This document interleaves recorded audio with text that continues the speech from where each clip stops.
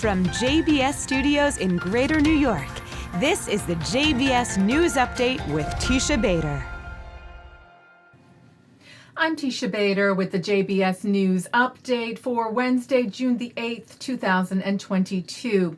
We open with response from the U.S. administration to the report released yesterday by the United Nations Human Rights Council's Commission of Inquiry into the 2021 Gaza war between Israel and terror group Hamas, which put the brunt of the blame for the conflict on Israel.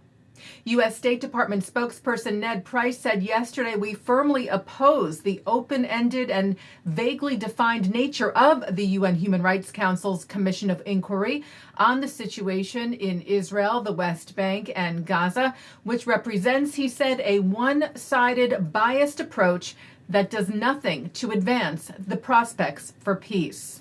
Price also noted that Israel is the only country subject to a standing agenda item at the Council and has received disproportionate focus at the Council compared to human rights situations elsewhere in the world. While no country is above scrutiny, he said the existence of this Commission of Inquiry in its current form is a continuation of a long-standing pattern of unfairly singling out Israel. Boston's BDS, Boycott, Divestment, and Sanctions movement, released what it called a mapping project this week to show, it claims, a network of institutions, quote-unquote, complicit in Zionism, and ties them to unrelated issues like policing in Boston and racism.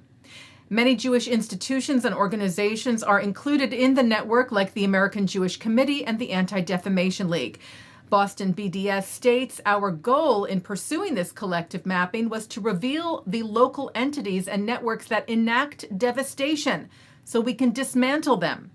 Well, director of the ADL's New England office, Robert Siegel, said that BDS Boston's call for the dismantling of Boston's Jewish community institutions is a form of intimidation rooted in anti-Semitism. At a time of historic levels of anti-Semitism in Massachusetts and across the U.S., this call to action against our community is unacceptable and dangerous. Siegel vowing we will not be intimidated.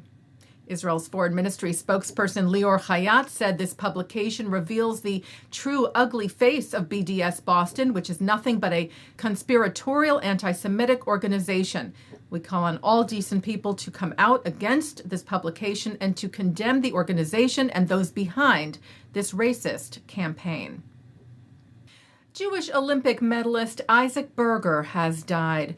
Berger, known as Ike, was born in Jerusalem in pre-state Israel, immigrating to the U.S. as a teenager.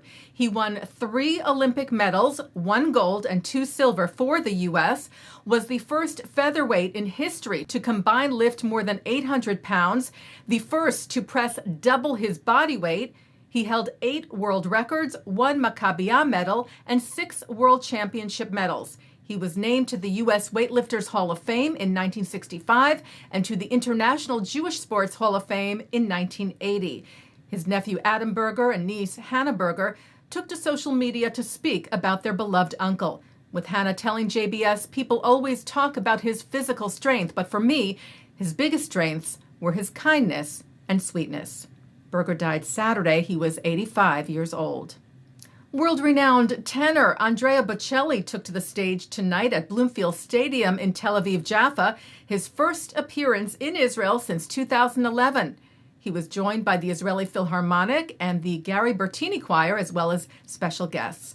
Bocelli's Israel appearance comes just days after he performed for the Queen's 70th Platinum Jubilee in Great Britain. Bocelli told Yisrael Hayom this week, "I have wonderful memories of Israel, and I'm waiting for more."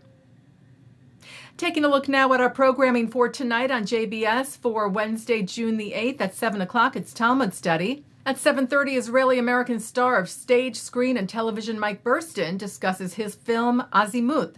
At 8, Robert Siegel asks how and why climate change is happening and what can be done, and addresses other issues with Gavin Schmidt, Rachel Cleetus, and Elizabeth Kolbert.